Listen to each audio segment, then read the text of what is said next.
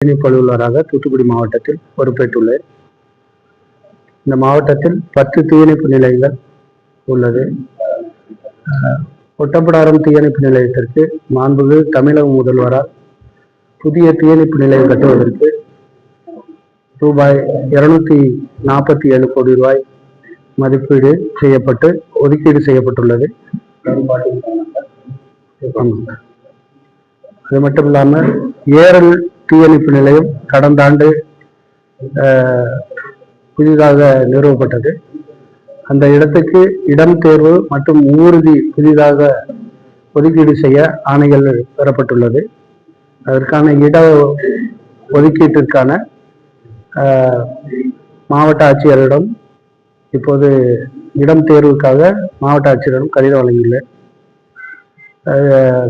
இங்க அவசர கால ஊர்தி கடந்த ஆண்டு புதிதாக நமது மாவட்டத்துக்கு ஒதுக்கப்பட்டுள்ளது. பவுசர் என்னும் ஊர்தி இயக்ககத்துல இருந்து கேட்டிருக்கோம். அது இந்த 3 மாதங்கள்ல வந்துடும். அது மட்டும் 12,000 லிட்டரு தண்ணீர் அளவுள்ள ஊர்தி, அதிக நேரம் தீ விபத்துல பணி செய்யறதுக்கான ஒரு ஊர்தி. அதை மாவட்டத்திற்கு தலைமையகத்திற்கு வேண்டும் என்று இயக்குநர்கிட்ட கேட்டிருக்கோம். அந்த ஒதுக்கீடு செய்வதாக தெரிவித்துள்ளார்கள். அது மட்டும் இல்லாமல் நம்ம உடன்குடியில் தமிழக அரசினால் 1300 மெகாவாட் மின் உற்பத்திற்கான நிலையம் இன்னும் 3 மாதங்களில் உற்பத்தியை தொடங்குற இருக்காங்க. அங்கே 2 தீயணைப்பு நிலையங்கள், 3 ஊர்திகள் உள்ள நிலையங்கள் உருவாக்கப்பட உள்ளது. அதுல புதிதாக 53 அலுவலர் மற்றும் பணியாளர்கள் புதிதாக அங்க மின்சாரத்துறையினால நம்மகிட்ட கேட்டிருக்காங்க. அது இயக்குனருக்கு நாங்கள் ஒப்புதலுக்காக அனுப்பி வச்சிருக்கேன். அது விரைவில் ஒப்புதல் வந்தோன்னா அங்கே புதிய தீயணைப்பு நிலையம் உருவாக உள்ளது. அது இல்லாமல் நம்ம மாவட்டத்தில் புதிய தீயணைப்பு நிலையங்கள் நம்ம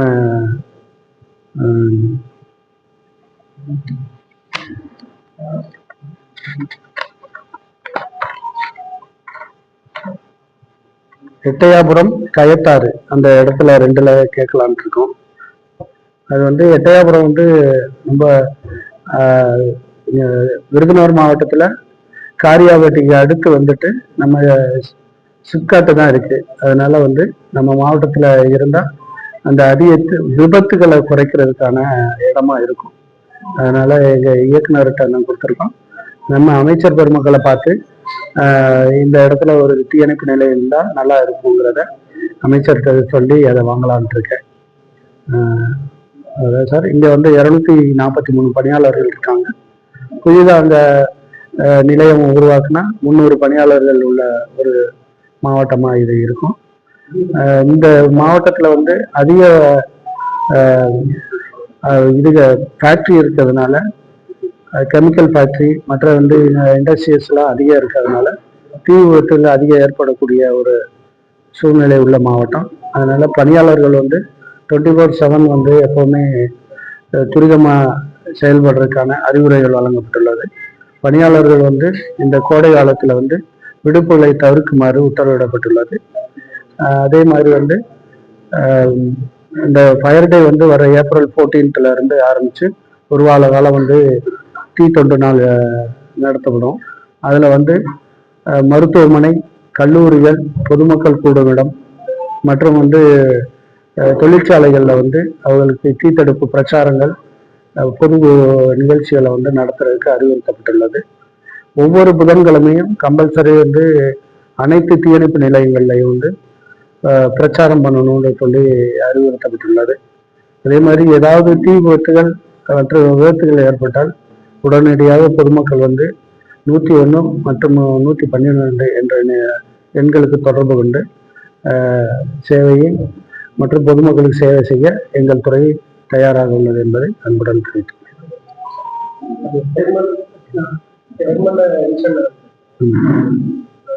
தெர்மல்ல ஏற்பட்ட தீ விபத்து இரவு 10 மணிக்கு ஏற்பட்டது தீ விபத்து.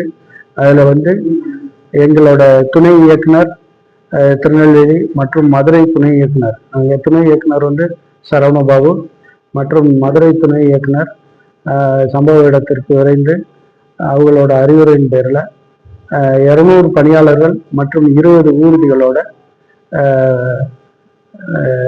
இரவு பகலாக இருந்து அடுத்த நாள் 5 மணிக்குள்ளையா இந்த தீ முழுமையாக கட்டுப்படுத்தப்பட்டு பணி வந்து தீ விபத்தை வந்து முழுமையாக அணைக்கப்பட்டது சார்.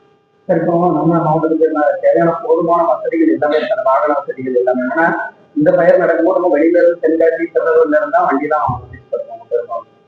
நம்ம இண்டஸ்ட்ரியல் அதிகமான உள்ள பகுதி தான் நம்ம இதுக்கான தேவையான வாகனங்களுக்கு தேவையான வயலுக்கு தேவையான எல்லாமே நம்ம மாவட்டத்துல தேவையான அளவு ஊர்தி மற்றும் பணியாளர்கள் இருக்காங்க. அது இல்லாம இந்த தெர்மல்ல ஏற்பட்ட தீ விபத்து வந்து அது வந்து பெரிய ஒரு தீ விபத்து. அதை வந்து ஒரு நாள்ல முழுமையா கட்டுப்படுத்தினதே வந்து நம்ம மாவட்ட ஆட்சியர் வந்து எங்க துறையை வந்து வெகுவா பாராட்டினது. காரணம் என்னன்னா அது முழுக்க முழுக்க கேபிள்ல ஃபயர் ஏற்பட்டது. அந்த தீயை வந்து கட்டுப்படுத்தணும்னா குறைஞ்சது 3 நாள் 4 நாள் ஆகும்ட்டு மற்றவங்கெல்லாம் அந்த ஈவன் அங்க ஒர்க் அவுட் பண்ற இஎஸ்சி அவங்கெல்லாம் வந்து அது மாதிரி இருந்தாங்க. ஆனா நாங்க வந்து இதை ஒரு நாள்ல கட்டுப்படுத்தணும் அப்படிங்கிறதுனாலதான். இன்னொன்று வந்து புகையில வந்து சபகேஷன் ஏற்பட்டு பணியாளர்களுக்கு எந்த இதுவும் ஏற்பட்டுறக்கூடாதுங்கிறதுக்காக வெளியில இருந்து அதிக பணியாளர்களை கூட்டி வந்து 10 நிமிஷத்துக்கு 1/4 மணி நேரத்துக்கு ஒரு தடவை வந்து மாற்றுதலா வந்து பணியாளர்கள் உள்ள போய் வேலை செஞ்சதுக்கான காரணம். அதே மாதிரி பிரித்திங்கா டெஸ்ட் மற்ற எல்லா உபகரணங்களையும் பயன்படுத்தி தான் உள்ள போய் வேலை பார்த்தோம். அவங்க வந்து மீடியாஸ் வந்து அங்க அன்னைக்கு அலோவ் பண்ணல. அதை பார்த்துருக்கீங்கன்னாக்கா அதோட உண்மையான சூழ்நிலை என்னங்கிறது தெரிஞ்சிருக்கும். அதுல எங்க பணியாளர் பொருள் சேதம் வந்து அவங்க மதிப்பீடு செய்யறதுக்கான குழு வந்து இல்ல. நாங்க அது வந்து இது அரசினால இருக்குது. அது வந்து ஒரு மதிப்பீட்டு குழு வந்து அரசினால ஒதுக்கி வந்து பார்த்துக்கிட்டு இருக்காங்க.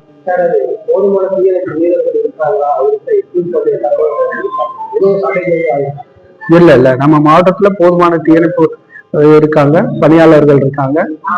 அதே மாதிரி இப்ப நான் ஒரு பதிவு உங்ககிட்ட சொன்னேன், மாநிலத்திலே வந்து அதிக பணியாளர்கள் உள்ள மாவட்டமா நம்மளாத்தான் தான் இருக்கும். இந்த உடன்குடி வந்துட்டா 300க்கு மேற்பட்ட பணியாளர்கள் உள்ள மாவட்டம் வந்து தமிழகத்திலே நம்மளாத்தான் தான் இருக்கும். அதனால பணியாளர்கள்லாம் நிறைய இருக்காங்க.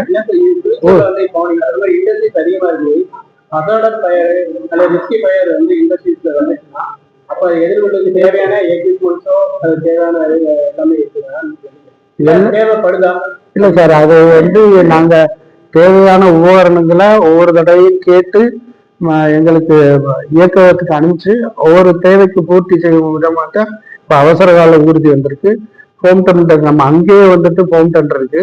அது வந்து இப்ப 15 வருஷம் முடிய போறதுனால இப்ப தெர்மலுக்கு 3 ஊர்திகள் வந்து நான் 6 மாதத்துக்குள்ள புதுசா நாங்க வாங்கி கொடுக்க போறோம். அதுக்கான நிதி ஒதுக்கீடு இப்ப அவங்ககிட்ட இருந்து தெர்மல் வந்து கேட்டிருக்கோம். ஒதுக்கீடு செய்யறதாக எங்களுக்கு உறுதி அளிச்சிருக்காங்க. ஆமா, அவங்க தெர்மல்ல இருந்து அவங்க வெஹிக்கிள் வாங்கி கொடுத்துருவாங்க. அதை நாங்க பராமரிக்க வேண்டியது எங்களோட பொறுப்பு.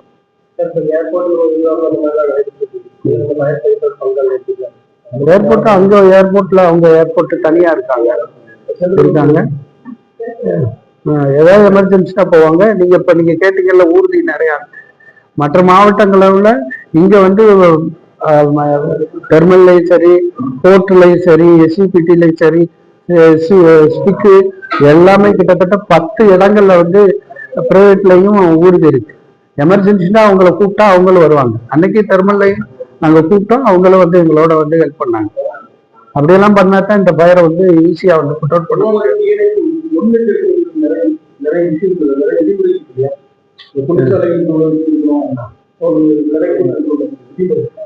சார், அதெல்லாம் பயன்படுத்தி தான் அந்த ஃபேக்டரி வந்து இருக்கும். அப்படி இல்லாட்டி அவங்க யூனிவர்சிட்டி கொடுக்க மாட்டாங்க. இன்னொன்னு எமர்ஜென்சி ஃபயருங்கிறது எப்போ வேண்டாலும் எங்க வேண்டாலும் ஏற்படலாம். அப்படி சூழ்நிலை ஏற்படும் போது ஒரு 40 வருஷத்துக்கு மேல ஆன ஒரு நிறுவனம். அதனால அந்த தீ விபத்தை வந்து ஒரு நாள்ல கட்டுப்படுத்தினது பெரிய விஷயம். கட் பண்ணிக்கலாம்.